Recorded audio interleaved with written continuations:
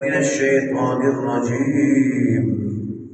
بسم الله الرحمن الرحيم. ووجدك عائلا فأغنى. آمنت بالله صدق الله مولانا العظيم.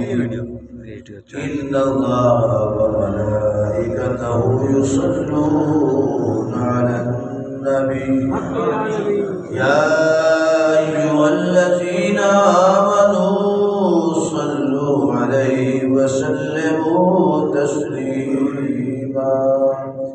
الصلاة والسلام عليك يا رسول الله. میرا خیال ہے ہم سب نے ابھی سحری کھائی ہے. ابھی سحری کھائی ہے تو ہمارے اندر توانائی اور طاقت بھی بھرپور ہونی چاہیے.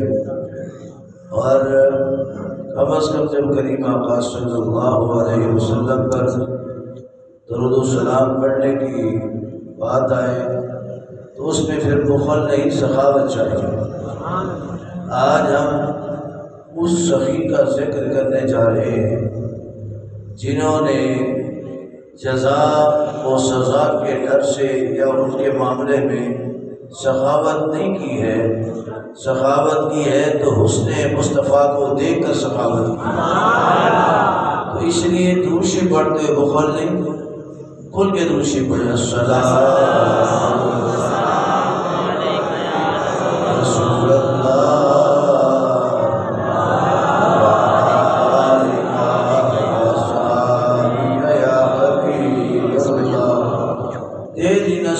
پاک میں ہے بچہ بچہ نور کا. تیری نسل پاک میں ہے بچہ بچہ نور کا. تو ہے نے نور تیرا سب گھرانہ نور کا. حمد و ثنا کے بعد میرے انتہائی واجب الاحترام قابل فخر نادش اہل سنت فخر اہل سنت خطیب ذیشان حضرت علامہ مولانا مفتی سجاد حسین چشتی صاحب دامت فیوزہم اور تمام عاشقان محبوب، آپ سب بہت خوبصورت بہت بہتر ہیں کہ اللہ رب العزت نے آپ کو اپنے محبوب اور محبوب کی محبوب زوجہ حضرت سیدت خدیجہ الکبریٰ رضی اللہ تعالیٰ عنہ آپ کے ذکر پاک کرنے اور سننے کی سعادت نصیب فرمائی. عزیز دوستو، مختصر وقت ہے لیکن کوشش کریں گے یا ام المومنین ملکۃ العرب محسنہ اسلام حضرت خدیجہ الکبریٰ رضی اللہ تعالیٰ عنہ آپ کے کچھ اوصاف کا تذکرہ کر سکیں. ایسے اوصاف جو کہ روئے زمین پر زمین والوں کے لیے رحمتوں کا سبب اور آسمانی دنیا پر آسمان والوں کے لیے خوشیوں کا سبب ہے. ام المومنین حضرت خدیجہ الکبریٰ رضی اللہ تعالیٰ عنہ وہ پاکیزہ طیب و طاہر ہستی ہیں کہ جن کو رب ذوالجلال نے اس معاشرے میں طاہرہ فرمایا جس معاشرے میں جھوٹ ہی جھوٹ تھا، برائی ہی برائی تھی، فسق ہی فسق تھا، ظلم ہی ظلم تھا، جبر ہی جبر تھا. اور مالک نے اپنوں کے منہ سے نہیں غیروں کے منہ سے کہلوایا خدیجہ طاہرہ ہے. اور طاہرہ کا معنی کیا ہے؟ پاک. طاہرہ کا معنی کیا ہے؟ تو گج بج کے بولیے، طاہرہ کا معنی کیا ہے؟ طاہرہ کا معنی کیا ہے؟ پاک. رب نے اس دور میں آپ کو طاہرہ کہا اور طاہرہ کہلوایا دور کے اندر برائی عروج پر تھی، جس دور کے اندر پاک دامنی دور دور تک نظر آتی تھی، اس دور میں جس میں فحاشی عریانی کذب اور جھوٹ اپنے عروج پر تھا، تو رب کائنات نے اس دور میں فرمایا کہ خدیجہ تو طاہرہ ہے، خدیجہ تو طاہرہ ہے۔ بت پرستوں نے کہا خدیجہ الکبریٰ طاہرہ ہے، مشرکوں نے کہا خدیجہ الکبریٰ طاہرہ ہے، یہودیوں نے کہا خدیجہ الکبریٰ طاہرہ ہے، عیسائیوں نے کہا خدیجہ الکبریٰ طاہرہ ہے۔ یا اللہ وجہ کیا ہے؟ ہر بندہ طاہرہ کیوں کہہ رہا ہے؟ فرمایا میرے محبوب الطاہر کی زوجہ جو بننے جا رہے ہیں، جن کا خامد ہوتا ہے وہ زوجہ ہوتی ہے طاہرہ، جن کا خامد ہو مطہر، طاہر بھی مطہر بھی، پاک بھی ہو پاک کرنے والا بھی ہو، پاک بھی ہو پاک کرنے والا بھی۔ اور پھر شان دیکھیے، ان کی عظمت دیکھیے، ان کا مقام دیکھیے، سیدہ پاک ام المومنین ملکۃ العرب، ملکۃ العرب، عرب کی شہزادی، عرب کی ملکہ، جس دور کے اندر تجارت کا دورہ تھا، ان تاجروں میں سب سے پہلا نام حضرت خدیجہ الکبریٰ کا تھا۔ اور سخاوت اتنی زیادہ تھی کہ غلاموں پر سخاوت فرما رہی ہے، کمزوروں پر سخاوت فرما رہی ہے، اور محتاجوں پر سخاوت فرما رہی ہے۔ لیکن جب میرے اور آپ کی آقا کی بارگاہ میں حاضر ہوتی ہے تو پھر سخاوت کی انتہا کر دیتی ہے۔ لیکن کائنات کے اندر جس نے سخاوت کی ہے کلمہ پڑھنے کے بعد، اس کا مدعا کیا تھا، مدعا نظر کیا تھا کہ مجھے اس پر جزا ملے گی یا اس پر سزا ملے گی؟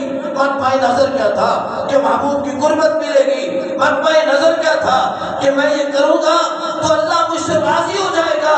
اماں خدیجہ الکبریٰ رضی اللہ تعالیٰ عنہ نے اس وقت سخاوت کی جب سزا اور جزا کا کوئی ذکر، کوئی پہلو ہی نہیں موجود تھا۔ پاک نبی صلی اللہ علیہ وسلم نے جہنم اور جنت کا حکم تو دیا 40 برس کی عمر کے بعد، اور سرکار کی شادی ہوتی ہے 25 برس کی عمر میں۔ اس عمر میں میرے آقا کی عمر کتنی تھی؟ ساری حیات طیبہ میں 25 برس، ساری حیات طیبہ میں، وگرنہ میرے آقا صلی اللہ علیہ وسلم کی تخلیق تو کائنات کے بننے سے بہت پہلے کی ہے۔ کائنات تو رب کائنات نے دکھا دکھا کر محبوب کو پھر بنایا ہے۔ پوری کائنات نے جو حسن سجایا ہے وہ حسن مصطفیٰ کی خیرات سے سجایا ہے۔ پوری کائنات کے جو جلوے بکھیرے ہیں آدم سے لے کر عیسیٰ پیغمبر تک، یہ حسن مصطفیٰ کی خیرات ہے، یہ حسن مصطفیٰ کی خیرات ہے۔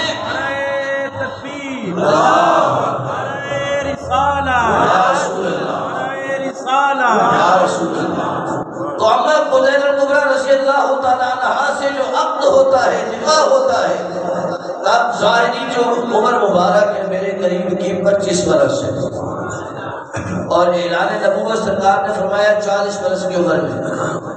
کتنی برس کی عمر میں؟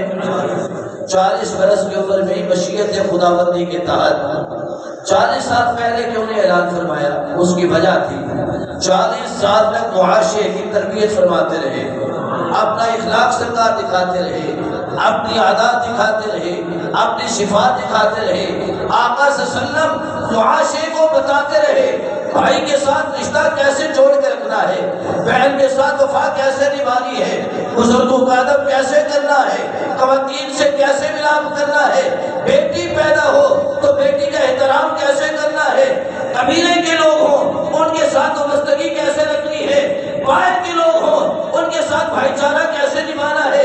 آقا تربیت فرماتے رہے، 40 سال کے بعد بتایا، آپ نے فرمایا بتاؤ تم مجھے کیسا جانتے ہو، تم مجھے کیسا پہچانتے ہو، تم مجھے کیسا دیکھتے ہو؟ تو دشمن پکار اٹھے، ہذا صادق الوعد الامین، باتوں کے سچے، وعدوں کے کھرے، امانتوں کے امین ہیں، امانتوں کے۔ اماں خدیجہ الکبریٰ سے نکاح ہوتا ہے سرکار کی 25 برس کی عمر میں۔ کتنے برس کی عمر میں؟ اعلان سرکار نے نہیں فرمایا، اعلان اور نکاح عجیب کیفیات گھڑیاں ہیں، عجیب کیفیات والی گھڑیاں ہیں۔ آقا صلی اللہ علیہ وسلم دلہا بنتے ہیں، میرے سرکار کیا بنتے ہیں؟ جب میرے اور تیرے یاد تو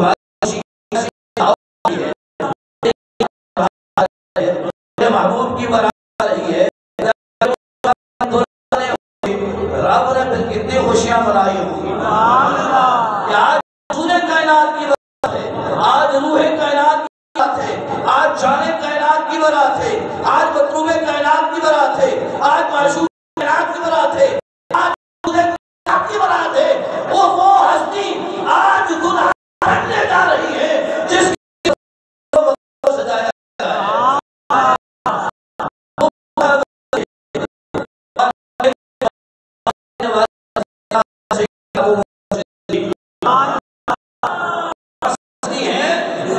سیدنا ابو بکر صدیق اب کے لے کے آتے ہیں، لے کے آتے ہیں کی بازار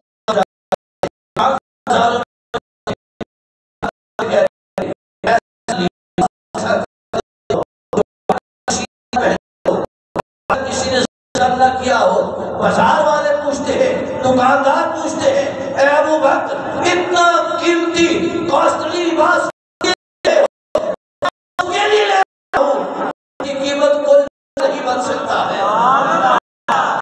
سیدنا صدیق اکبر انوسی لباس لے کے آتے ہیں، محبوب کے دروازے پر دہلیز پر پہنچتے ہیں، صبح کا محبوب دروازہ کھولتے ہیں، عرض کرتے سونا یہ لباس پہن کر آپ کو چاہیے، عرض کرتے سونا یہ لباس پہن کر اما خدین الکبریٰ کی دہلیز پر گئے، وہاں پر بارات دیں گے، ادھر خدین الکبریٰ کیا کہتی ہیں اپنی کلوں سے، اپنی خادمانوں سے کہ محبوب کی بارات محبوب کی بارات آ رہی ہے، آج سونے کی بارات آ رہی ہے، اس دلہے کی بارات آ رہی ہے، لاکھ سے بہذا مرد جس کی شان ہے، اس دلہے کی بارات آ رہی ہے جس کا چہرہ یاسین و طٰہٰ والا ہے، اس دلہے کی بارات آ رہی ہے جس کی اوڑھنی اور کملی یا ایھا المزمل یا ایھا المدثر کی شان والی ہے، اس دلہے کی بارات آ رہی ہے جس کی زلفیں واللیل اذا یغشیٰ کی شان والی ہے،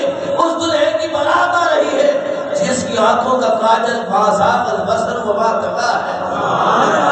تو تم نے کیا کرنا ہے؟ جب وہ دلہا آئے، میرا دلہا قریب آئے، تھال لے لو اشرفیوں کے، تو میرے دلہے کی بارات کے اوپر لوٹانا شروع کر دو تاکہ پتہ چلے کس امیر کی، کس اپنے شہنشاہ کی بارات آ رہی ہے۔ اما خدین الکبریٰ نے ادھر یہ انتظامات کیے، ادھر جناب سیدنا ابو بکر صدیق نے کیا اہتمام فرمایا؟ اپنے غلاموں کو، اپنے دوستوں کو توڑے بھر کے اشرفیوں کے دے دیے، کہا کہ محبوب کے گھر سے لے کر محبوب کی محبوبہ اتنا پیسہ لو، اتنی کس محبوب کی بات آ رہی ہے۔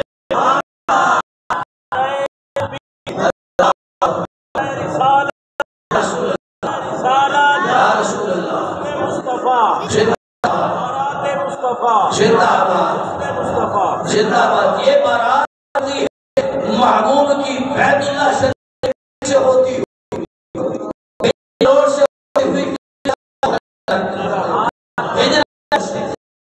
ہوئی بسم اللہ کے محلے پر اس جہاں ام المومنین کا گھر تھا، جہاں ام المومنین کا جب بارات ہے وہ کنیزیں جو تشت پھولوں کی پلیٹیں لے کے کھڑی ہے، وہ کنیزیں جو اشرفیوں سے بھری لے کے کھڑی ہے، دور سے دیکھتی ہے، آپ کے جاتی ہے، لگی عرض کرتی ہے اے سیدہ آپ نے کہا تھا یہ اشرفیوں کے تھال لوٹانے ہیں، لیکن ہم تو ایک عجیب کیفیات دیکھ رہے ہیں، ہمارے ہاتھوں میں تھال ہے، وہ جو بارات آ رہی ہے ان کے کندھوں کے اوپر توڑے رکھے ہوئے ہیں، وہ بارات بڑی شان کے ساتھ آ رہی ہے، بڑی عظمت کے ساتھ آ رہی ہے۔ اور اس وقت اس دور کا ایک نظام تھا، ایک قانون تھا نکاح کا۔ کیا قانون تھا کہ لڑکے والے دلہے کے اوصاف بیان کرتے، تعریف کرتے تھے، اور دلہن والے اپنے دلہن کے اوصاف بیان کرتے ہیں۔ جب محبوب کی بارات پہنچی نا وہاں پر تو محبوب کے اوصاف بیان کیا آپ کے چچا نے جناب ابو طالب نے، اور بیان جب کیا اوصاف حمیدہ میرے محبوب کی عظمت و شان کو بیان کیا، اس حالت میں، اس عظمت میں، اس کیفیات میں کہ ساری کائنات کے اوصاف ایک طرف اور میرے محبوب کی اوصاف ایک طرف۔ جب جناب ابو طالب نے محبوب کے اوصافوں کو بیان کر دیا تو پھر کیفیت کیا تھی؟ ورقہ بن نوفل اما خدیر کبریٰ کے چچے ساتھ کھڑے تھے، کہنے لگے کہ ساری تعریفیں مصطفیٰ کی ذات کی ہے یا خدا کی ذات کی ہے؟ میں اس کے بعد کسی کی کوئی تعریف نہیں، اس کے بعد کسی کی کوئی تعریف نہیں ہے۔ نکاح ہوتا ہے اور خطبہ نکاح مولا کائنات کے والد نے پڑھایا، خطبہ نکاح مولا کائنات کے بابا جان نے پڑھایا، نکاح ہو جاتا ہے، رخصتی ہو کے محبوب کے گھر میں آتی ہے۔ جب محبوب کے گھر میں آتی ہیں تو آقا دو عالم فرماتے ہیں خدیجہ مجھے مال سے کوئی محبت نہیں ہے، مجھے مال سے کوئی محبت، دنیا کی دولت سے کوئی محبت نہیں ہے۔ آپ نے ساری دولت محبوب کے قدموں میں رکھ دی۔ آج کی سونا میں بھی آپ کی ہوں، میرا مال بھی آپ کا ہے، میں بھی آپ کی، میرا مال بھی۔ ایک وقت تھا کہ پوری عرب میں سب سے زیادہ اور بڑی رئیسہ سیدہ خدیجہ کبریٰ تھی دولت کے اعتبار سے۔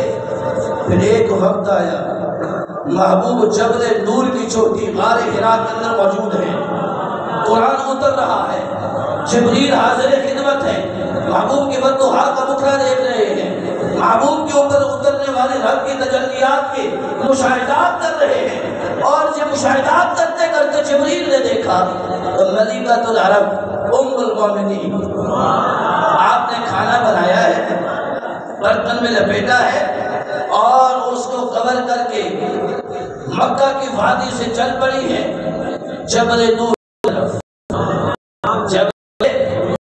آج ہمارے جوان بھی جاتے ہیں نا، کہتے ہیں یہاں سے وہاں تک ہم نے گاڑی پہ جانا ہے، پیدل سفر نہیں کرنا۔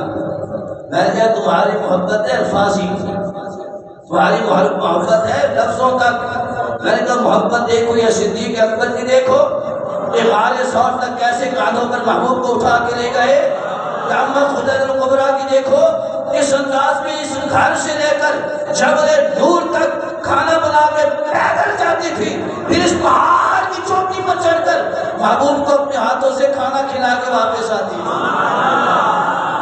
ملکۃ العرب نکلی ہیں اپنے گھر سے، جبریل نے دیکھا ہے، عرض کرتے ہیں جبریل سونا محبوبہ ماہیہ قربان جائیں آپ کی عظمت و شان پر، قربان جائیں آپ کے رفعت و مقام پر، کملے والیا یہ جو ام المومنین اپنے گھر سے آپ کے لیے کھانا بنا کے لا رہی ہے نا، یہ جن کے لباس کے اوپر جگہ جگہ پیود لگے ہیں، کیا لگے ہیں؟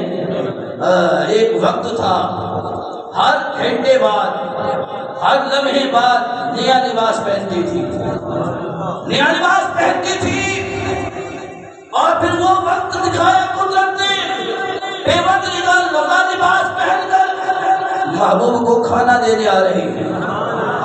اور غلاموں نے بتایا ہے، سرکار کی سیرت میں غلاموں نے بتایا ہے کہ جو چس محبوب کی غلامی میں ہے وہ مخمل اور حریر کے لباسوں میں نہیں ہے۔ حضرت مصعب بن عمیر مکہ کے بڑے رئیس تھے، نازک مزاج تھے، سینسیٹیو، بڑے نازک مزاج، ہمیشہ لباس پہنتے بڑا اعلیٰ قسم کا، سواری اعلیٰ قسم کی، مکے میں چلتے خوشبوئیں لگا کے اعلیٰ قسم کی۔ پتہ چلتا مصعب جا رہے ہیں، جب اسلام لے آئے، اسلام لانے کے بعد پھٹے پرانے کپڑے پہنے ہیں۔ کسی نے کہا مصعب پہننے والا وقت سونا تھا یا یہ وقت سونا ہے؟ پہلے مخمل و حریر کا لباس ہوتا تھا، بڑے اپنا نرم گرم بستر ہوا کرتے تھے، بڑی ٹھاٹ اور باٹ کے ساتھ رہا کرتے تھے، کلمہ پڑا ہے، سب کچھ اسلام میں لٹا دیا ہے، اب یہ پرانے پھٹے پرانے کپڑے پہنتے ہو۔ بتاؤ وہ وقت بہتر تھا کہ یہ وقت صفا میں آیا ہے، وہ پہلے کبھی نہ آیا تھا۔ ام المومنین تشریف لا رہی ہے، جبریل نے دیکھا ہے، عرض کرتے سنا یہ جو مومنوں کی ماں آ رہی ہے نا، ام المومنین آ رہی ہے نا، ملکۃ العرب آ رہی ہے نا، یہ جب آپ کی بارگاہ میں حاضر ہو جائیں انہیں میرا بھی سلام کہہ دیجئے، خدا کا سلام بھی کہہ دیجئے۔ یار یہ کتنی عظمتوں والی بات ہے کہ محبوب کی بارگاہ میں بھی رب سلام بھیجے، اور محبوب کی زوجہ کی بارگاہ میں بھی رب سلام بھیجے، اور محبوب کی محبوب زوجہ کے آگے اولاد کے اندر بھی اللہ سلام بھیج رہا ہے۔ کتنی وہ پاکیزہ، کتنی عظمتوں والا ایک گھرانہ ہے۔ اور آقا صلی اللہ علیہ وسلم آپ نے فرمایا کہ خدیجہ سے مجھے بڑی محبت ہے، خدیجہ سے مجھے بڑی محبت ہے۔ آج لوگ کہتے ہیں، آپ سیدنا ابو بکر صدیق کا تو ذکر کرتے ہیں کہ محبوب نے کہا کہ وہ بکر کے کتنے بڑے احسان ہیں، اسلام پر کے مال خرچ کیا، چھوڑ دیا، رات کو چھوڑ دیا کہ میں ان کا بدلہ دنیا میں نہ دوں گا، رب بکر کا بدلہ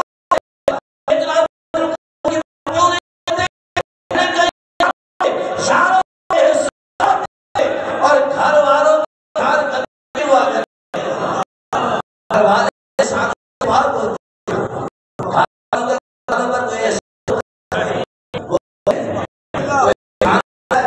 نہیں ہوتا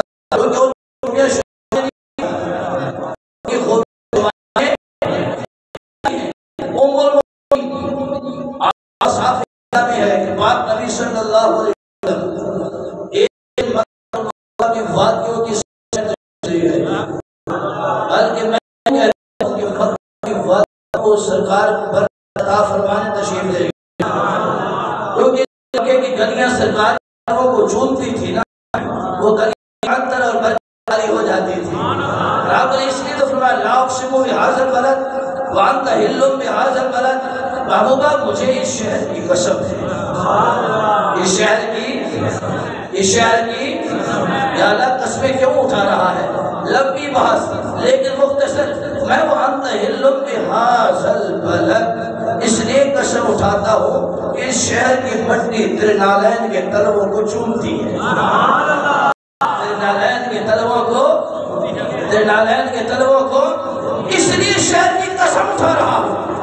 تو محبوب مکہ کی وادیوں کی سیر فرما رہے ہیں، مکہ کے پہاڑوں کو، مکہ کی سرزمین کو نوازتے ہوئے جا رہے ہیں۔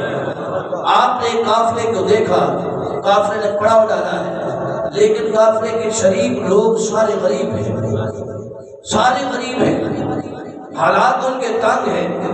میرے قریب جب کسی کو تنگ دیکھتے تو سرکار پریشان ہو جاتے ہیں۔ قرآن نے کیا کہا ہے، عزیز علیہ ما عنتم، جب تم پریشان ہوتے ہو تو محبوب پر گرا ہو سکتا ہے، محبوب کو تکلیف ہوتی ہے۔ آقا صلی اللہ علیہ وسلم واپس تشریف لائے، آپ آ کر گھر میں بڑے خاموشی سے بیٹھ گئے، بڑے پریشان ہیں۔ ابھی اعلان نبوت نہیں فرمایا، ابھی سرکار نے اعلان نبوت، احساس انسانیت کا درس سرکار پہلے عطا فرما رہے ہیں۔ انسان کا احساس کتنا ہونا چاہیے کہ آج ہم اس معاشرے میں ایک دوسرے کا احساس کرتے ہیں۔ رمضان کا مہینہ آیا، کیا پھل فروش نے روزے دار کا احساس کیا؟ کیا کھجور فروش نے روزے دار کا احساس کیا؟ کیا پرچون فروش نے روزے دار کا احساس کیا؟ کیا مالک نے اپنے ملازم روزے دار کا احساس کیا؟ نہیں کیا۔ اس لیے تو نہ ہماری دعا میں اثر ہے نہ دوا میں اثر ہے، نہ دعائیں اثر کرتی ہیں نہ دوائیں اثر کرتی ہیں، کیونکہ پہلا سبق میرے مائی محبوب کا ہے یہ احساس انسانیت۔ آقا تشریف لاتے ہیں نا، اما خدر الکبریٰ رضی اللہ تعالیٰ عنہ دیکھتی ہے سرکار کا چہرہ انور، عرض کرتے سونا مائی محبوبہ پریشان کیوں ہے؟ آقا فرماتے ہیں میں نے ایسے قافلہ دیکھا ہے، قافلے کو لوگوں کو بڑا پریشان دیکھا ہے، میں اداس ہو گیا ہوں۔ اما کیا کرتی ہیں؟ سارا مال لے کے آتی ہے۔ آقا کی خدمت میں عرض کرتے سونا آپ مکے کے سرداروں کو بلا لیں، جو مکے کے سردار ہیں نا بڑے بڑے دولت مند، ان سب کو بلا لیں۔ سرکار نے بلا لیا۔ اب سرکار کے بلانے پر سارے اکٹھے ہو گئے۔ اماں نے اشرفیوں اور سونے کا ڈھیر لگایا۔ حدیث مبارکہ میں آتا ہے اتنا بلند ڈھیر تھا کہ سیدنا ابو بکر صدیق رضی اللہ عنہ فرماتے ہیں کہ میرا اتنا تھا کہ میں اونٹ کی کوہان ہاتھ لگاتا تو یوں دیکھ ہاتھ لگاتا۔ اونٹ کتنا بلند قامت ہوتا ہے، اس کی کوہان اس کے اوپر ابھری ہوتی ہے، فرماتے ہیں اس کی کوہان کے اوپر زخم ہوتا، زخم پر مرہم لگاتا تو یوں دیکھ کر لگاتا کتنے کٹ والے تھے۔ سیدنا ابو بکر صدیق فرماتے ہیں اتنا سونا اشرفیوں کا ڈھیر تھا کہ میرا قد بھی اس کے پیچھے پوشیدہ ہو گیا، اس کے پیچھے چھپ گیا۔ تو میں جب اس کے پیچھے چھپ گیا تو ہماری محبوب تشریف لائے، وہ بھی اس کے پیچھے چھپ گئے تو کملی والے آقا صلی اللہ علیہ وسلم کی خدمت میں اماں خزینہ عرض کرتی ہے سونا جتنا سونا ہے اور سب قافلے والوں میں تقسیم فرما دیجیے۔ جس اللہ اکبر یا رسول اللہ آپ چاہیے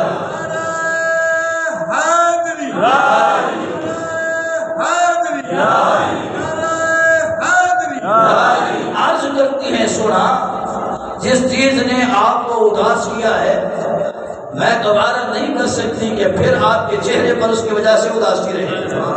اب عائشہ صدیقہ رضی اللہ عنہا فرماتی ہے کہ مجھے کسی سرکار کی زوجہ کے ساتھ رشک نہیں آتا تھا، کسی کے ساتھ رشک نہیں آتا جتنا ام المومنین حضرت خدیجہ الکبریٰ کے ساتھ آتا تھا۔ حالانکہ فرماتے ہیں میں نے ان کو دیکھا ہوا نہیں تھا، میں نے ان کو دیکھا نہیں تھا، پھر رشک کیوں آتا کہ جب بھی کوئی بات ہوتی سرکار فرماتے ہیں میری خدیجہ اٹھتی ایسے تھی، بیٹھتی ایسے تھی، کلام ایسے کیا کرتی تھی، کھانا ایسے بناتی تھی، خدمت میری ایسے کرتی تھی۔ فرماتے ہیں سرکار اتنا تذکرہ فرماتے، اتنا تذکرہ فرماتے مجھے رشک آتا تو میں نے اطلاع سے کی سبحان اللہ یا محبوبہ کیا مجھے آپ بہتر نہیں پاتے؟ فرمایا عائشہ تم بھی بہت اچھی ہو لیکن سن لو خدیجہ نے دکھوں میں میرا ساتھ دیا، وہ اس وقت میری زندگی میں آئی جب ہر طرف سے دکھ ہی دکھ دے اور تم تب آئی جب سکھ ہی سکھ دے۔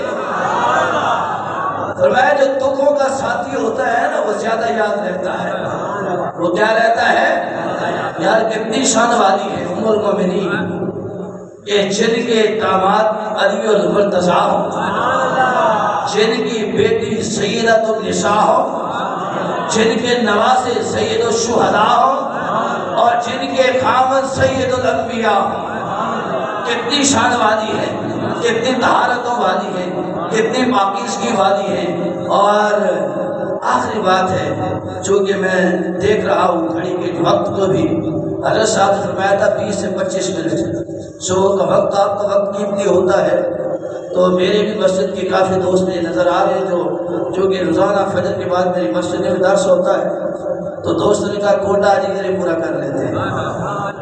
تو آخری بات میں عرض کرنے لگا ہوں، اور یہ بات جو ہے مجھے فقہ جعفریہ کی ایک عالم دین نے بھی کل کے پروگرام میرا روزانہ ٹیلی ویژن پر پروگرام بھی چلتا ہے افطار ٹرانسمیشن میں، تو میرے ساتھ وہ ہوتے ہیں، مجھے کہنے لگے ہم تو سمجھتے تھے کہ یہاں تقابل کی بات رہتی ہے، تقابل کی بات یعنی خلفائے راشدین کا آپس میں تقابل، ابو بکر علی، عمر علی، عثمان علی کا تقابل اور اما عائشہ اور حضرت فاطمہ الزہرا کی ذات کا تقابل۔ میں نے کہا مجھے بتاؤ علی کی شان کو کوئی تول سکتا ہے؟ سیدہ پاک کی شان کو کوئی تول سکتا ہے؟ کہنے کا نہیں۔ میں نے کہا جس کو تولا نہ جا سکے اس کا مقابلہ ہو سکتا ہے؟ میں نے کہا اصل میں آپ اصل کو دیکھتے نہیں، آپ اصل کو دیکھیے۔ اللہ خدیجہ الکبریٰ رضی اللہ تعالیٰ عنہا، اور میں مبارکباد پیش کرتا ہوں اس جامع مسجد غوثیہ کے خطیب صاحب اور تمام مقتدی اور تمام نمازیوں کو جانے کہ ہم علی پاک کا ذکر کرتے ہیں، سیدہ پاک کا ذکر کرتے ہیں، مگر اماں جان کا ذکر نہیں کرتے۔ ہم اماں جان کا ذکر نہیں کرتے، اور اس مسجد میں ام المومنین کا ذکر ہونا۔ مفتی محمد اقبال چشتی صاحب رحمۃ اللہ علیہ مجاہد اہل سنت تھے، سرخیل اہل سنت اور عاشق اہل بیت، عاشق اہل بیت۔ اور وہ کہا کرتے تھے کہ بندہ جس کا کمی ہونا پھر ذکر بھی اسی کا کرتا ہے، اور مالک اپنے کمیوں کو کبھی رسوا نہیں ہونے دیتے۔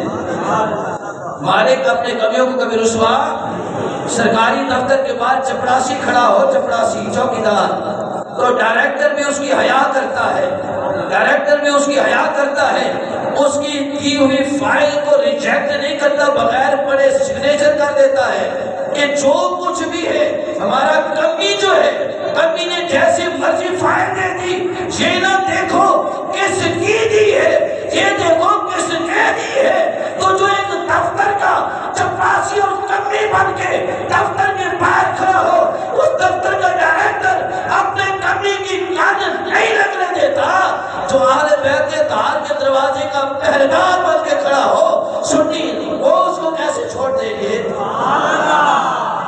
کھڑے ہو اقبال چشتی جیسے، کھڑے ہو مفتی سجاد حسین چشتی جیسے، کھڑے ہو عالم ربانی شیخ جیسے، اہل بیت کے دروازے پر ان کے کمی اور نوکر اور چوکیدار بن کے، تو قیامت کے دن اہل بیت کے خانوادہ کے افراد ان کی کانڈ نہیں لگنے دیں گے، ان کی کانڈ نہیں لگنے دے گی۔ اما حضرت الکبریٰ رضی اللہ تعالیٰ عنہ، آپ کا جب وصال ہوتا ہے نا، سرکار فرمایا کرتے تھے، فرماتے جتنا مال خدایہ نے دیا نا، اور اس وقت دیا جب مال خرچ کرنے کا بھی حکم نہیں آیا تھا، نہ زکوٰۃ کا حکم آیا تھا، نہ صدقے کا حکم آیا تھا، نہ خیرات کا حکم آیا تھا، کسی چیز کا حکم نہیں آیا، میں اس وقت جتنا مال خدایہ نے خرچ کیا کسی اور نے خرچ، سب سے پہلے کلمہ پڑھا ام المومنین نے، سب سے پہلے نماز کریم کی امامت نے پڑھی ام المومنین نے، اور سرکار کی اولاد ہوئی تو ام المومنین سے ہوئی،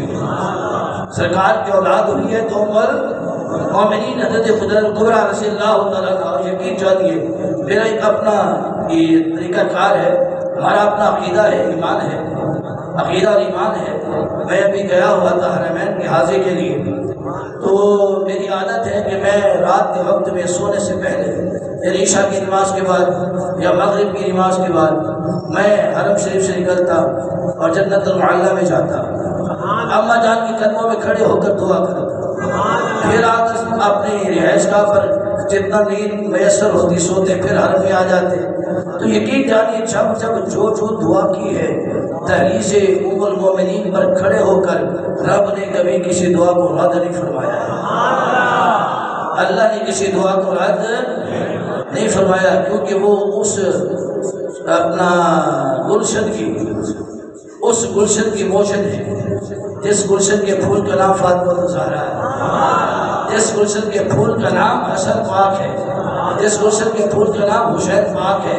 اور آقا فرمایا کرتے تھے، آپ نے اس سال کو عام الحسن کہا، غم کا سال فرمایا کرتے تھے کہ مجھے خدیجہ کی جدائی نے بڑا دکھ دیا ہے، بڑا غم دیا ہے۔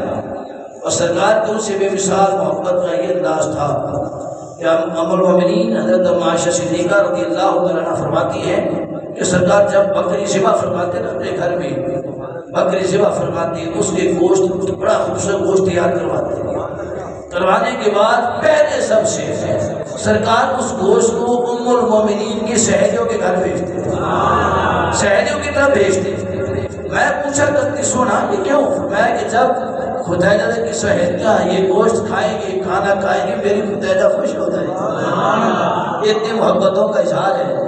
دعائے رب کائنات ہم سب کو ام المومنین کی فیوز و برکات عطا فرماتا رہے، آپ کی قدموں کی خیرات، آپ کی اولاد کی دہلیز پر لگی ہوئی اس خاک عنبری کی خیرات اللہ ہم سب کی ماؤں پر کرم فرمائے، ہمارے باپوں پر کرم فرمائے، ہماری اولادوں پر کرم فرمائے، فلسطین کے مسلمانوں پر اللہ رحم نازل فرمائے۔ فلسطین کے مسلمانوں میں جو ماؤں پر اس وقت بیت رہی ہیں، جن کے چھوٹے چھوٹے بچے ان کے سامنے ذبح ہو رہے ہیں، جو ان پر بیت رہی ہے وہ وہی مائیں بتا